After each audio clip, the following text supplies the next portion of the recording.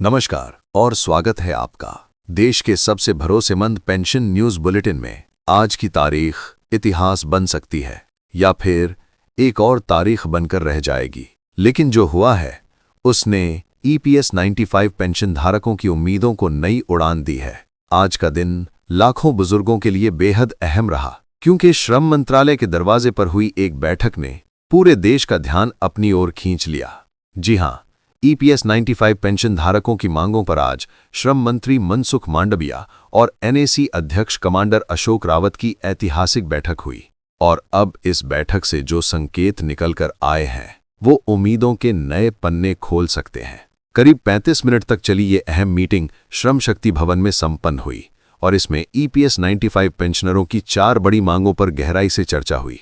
सबसे पहले बात करते हैं उस मुद्दे की जो हर पेंशनर की जिंदगी से सीधा जुड़ा है, मेडिकल सुविधा की।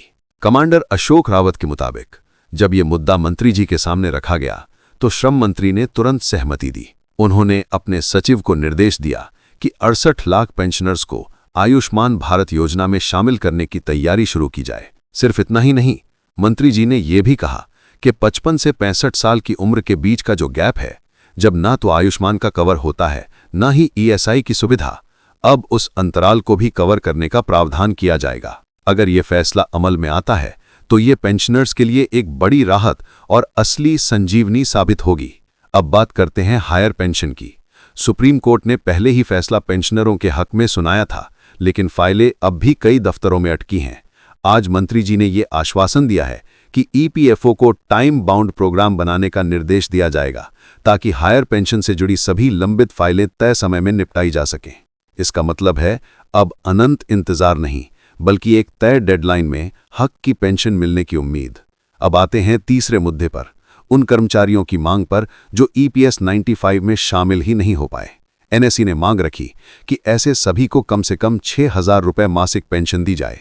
मंत्री जी ने इस पर कहा, यह विषय अलग है, सरकार इस पर आगे चलकर विचार करेगी। यानी ये मामला फिलहाल टल गया है, लेकिन संभावनाओं का दरवाजा बंद नहीं हुआ है। और अब वो मुद्दा जिसके लिए सालों से लाखों बुजुर्ग सड़क से संसद तक संघर्ष कर रहे हैं, न्यूनतम पेंशन 7,600 रुपये प्लस DA।